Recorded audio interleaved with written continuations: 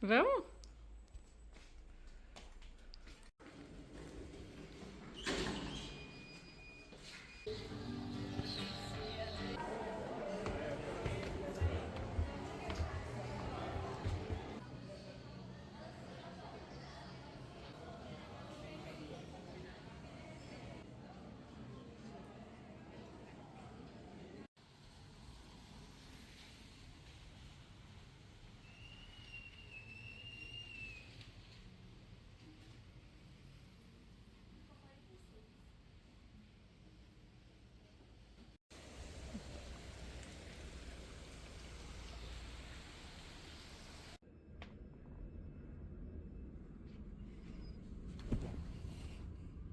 Resolvi aparecer aqui para falar um pouco dessa obsessão por Bolanho, que tem governado meus dias de leitura.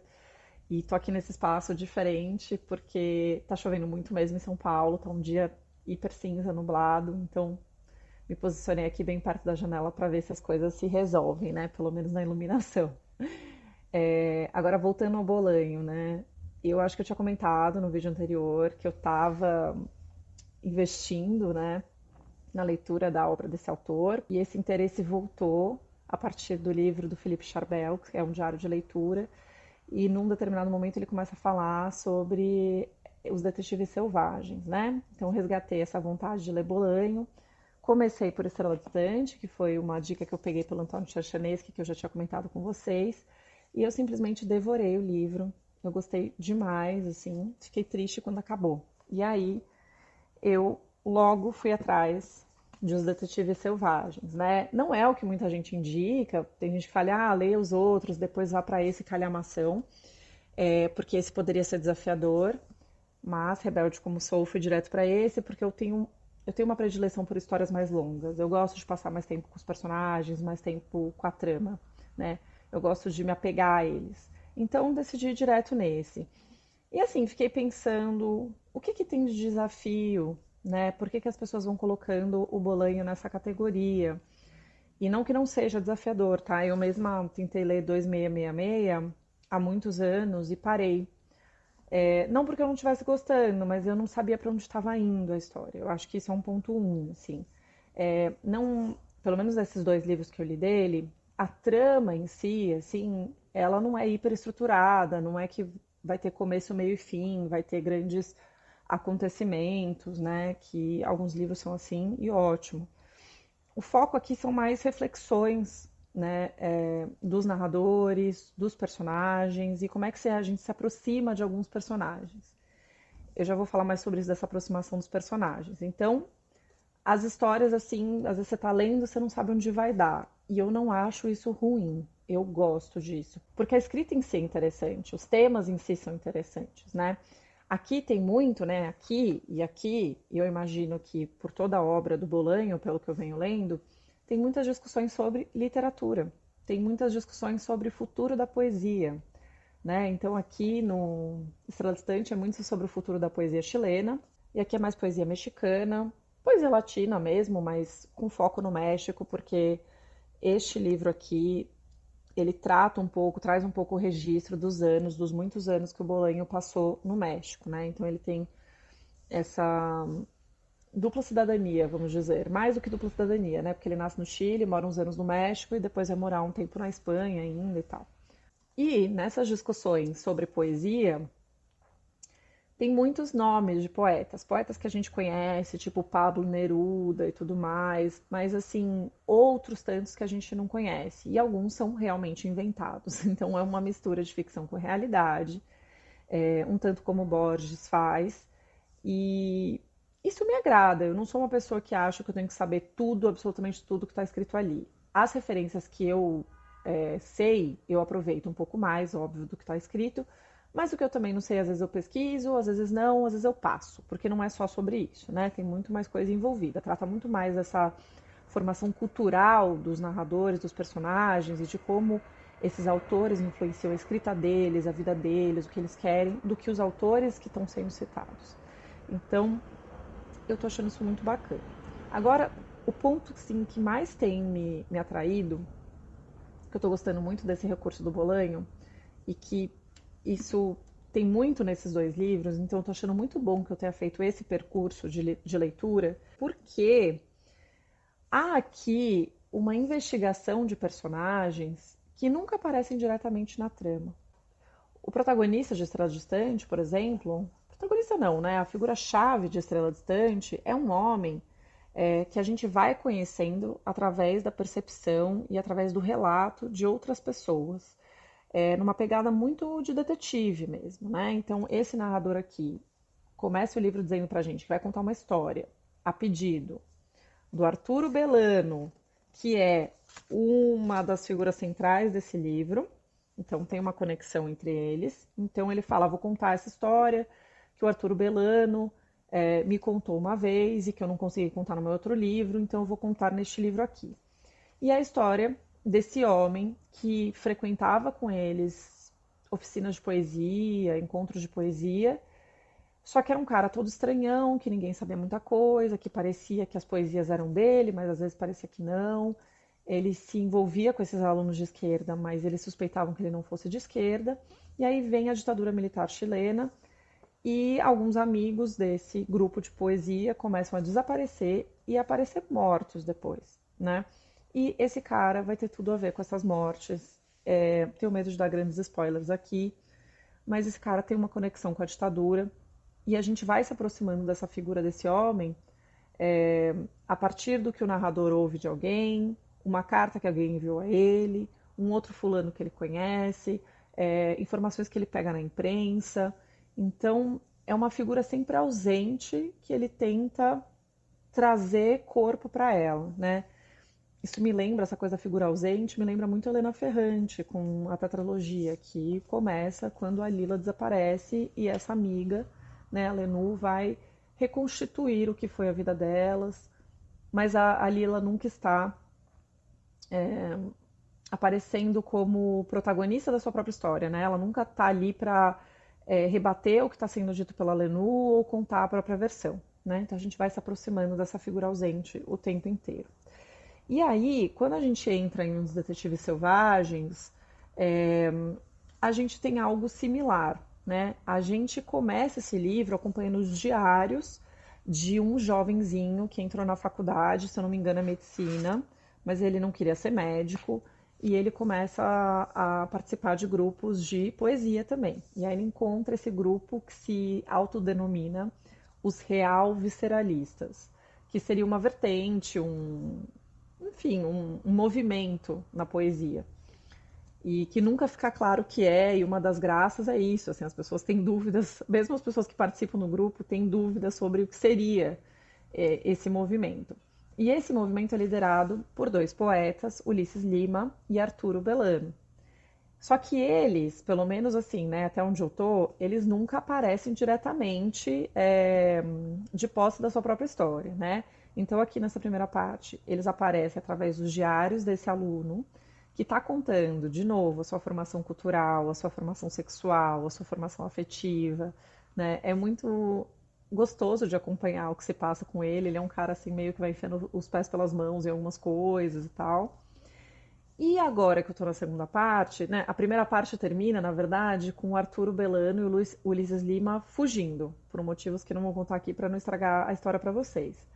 E aí, a partir da segunda parte, a gente vai começar a acompanhar uma série de relatos que parecem depoimentos de personagens que a gente conheceu nessa primeira parte, que parece que eles estão conversando com alguém. Seria um policial, seria um detetive, a gente não sabe, mas tem esse caráter detetivesco de novo, sabe? Então, eles narrando fatos para a gente tentar traçar quem seria Ulisses Lima e quem seria Arturo Belano e onde eles estão, o que, que eles estão fazendo, a partir desses fragmentos, né? Mas também, enquanto essas pessoas contam coisas que realmente interessam, elas também começam a contar coisas assim aleatórias, de casos amorosos, das percepções dela, da própria literatura. Então, assim, é muito saboroso. E aí, de novo, a gente não sabe onde vai chegar, né? A gente tem pistas aqui que eles estão procurando uma poeta específica que Dessa poeta também não se sabe muita coisa, muita gente diz que ela é uma ótima poeta, mas eles quase que não encontram nada dela publicado. Então, da onde vem esses elogios e tal? Então, outra figura ausente, né? Esses dois que já estão ausentes, procurando uma poeta ausente. Então, eu tô gostando demais disso, assim. E é envolvente, eu tenho vontade de ler toda hora. Então, pra gente também derrubar um pouco esse conceito de que a história tem que estar muito estruturadinha, a gente sabe mais ou menos qual é a trama principal, o que, que está sendo procurado, né? É, tem como foco muito uma história delineada, né? E não precisa. Eu particularmente adoro essas coisas que parecem que não levam a nada e no fim eu vou ficar com um monte de reflexão sobre coisas aleatórias. Tá ótimo, porque tem muita coisa interessante. Então eu tenho grifado muita coisa, eu tenho dado risada. Eu acho o Bolanho, ele tem um senso de humor peculiar e ele escreve também cenas de sexo, de intimidade muito bem. Eu tenho gostado bastante dessas cenas que ele escreve. Enfim, eu tô adorando. E é bastante coisa assim de formação, né? Formação de identidade, porque são jovens, né? Aqui são muito jovens, principalmente nos Detetives Selvagens. Aqui na Estrela Distante a gente acompanha um pouco do começo, né, da faculdade até a vida adulta e o que esse amadurecimento, né, o que essa trajetória de amadurecimento traz para essas pessoas, principalmente em tempos de crise, né, que aqui no Estrela Distante se fala muito da ditadura militar, dos dos sequestros, dos assassinatos, das torturas, né, do horror que eles viveram, desse clima de horror que se viveu por muitos anos, né? Aqui nos Detetives Selvagens a gente tem a sombra do que foi esse período, né? Sempre pela menção do Arthur Berlano, que seria esse chileno, né? Que na minha percepção até onde eu tenho lido, nas coisas que eu tenho pesquisado, é como uma espécie de alter ego do próprio Bolanho. Espero não estar cometendo nenhum erro terrível ao falar isso, mas é a sensação que me passa, assim, por causa dessa trajetória do personagem mesmo, que é chileno, tá morando um tempo no México, depois some, enfim, o que, que seria isso? Então eu tô gostando demais. Essas obsessões literárias, elas acontecem comigo de tempos em tempos, e já foi assim com Murakami, já foi assim com a Jane Austen, Virginia Woolf até hoje, tô nesse processo, nossa, muita gente. E aconteceu também, por exemplo, com a Sally Rooney, né? Eu acho que essas obsessões, elas podem ser ótimas pistas para possíveis projetos de pesquisa, porque a gente mergulha tanto num autor, seja lá por qual motivo, porque a gente gostou de como ele constrói a personagem, gostou do tipo de história que ele conta, né? Gostou dele em si, a gente às vezes se apaixona pelo próprio autor. E quando a gente mergulha tanto assim na obra de um autor, a gente consegue ter uma visão mais ampla do projeto literário que ele está se propondo, né? E esse tipo de investigação, que projeto literário é esse, quais são os temas que ele trata, de que maneira, ele vem mudando a forma como ele vem escrevendo histórias, ou está mantendo sempre uma mesma forma, um mesmo estilo, isso pode gerar ideias interessantes para a pesquisa, né? Com a Sally Rooney aconteceu mais ou menos assim comigo, porque o primeiro livro que lançou dela aqui eu devorei, aí o segundo eu li em 2 noites, e a partir dali comecei a ler tudo sobre ela, que eu achava na imprensa, comecei a ler os ensaios que ela escrevia e publicava na imprensa, comecei a ler os contos dela, comecei a ver vídeos, comecei a procurar trabalhos acadêmicos e não tinha muita coisa naquele momento. Né? Em 2021, quando eu comecei a preparar meu projeto de pesquisa, aqui no Brasil não tinha quase nada, lá fora estava começando a aparecer, né? Porque ainda existe, às vezes, uma resistência da academia a autores muito recentes, muito contemporâneos, né? Mas estava começando a surgir. E eu comecei a perceber que talvez eu pudesse contribuir de alguma maneira também para a discussão em torno das coisas dela. Mas como? O que mais trazer, né? Então, o passo 1 é ver o que está sendo falado e o que a partir daí você pode pegar o bastão e levar para frente, né?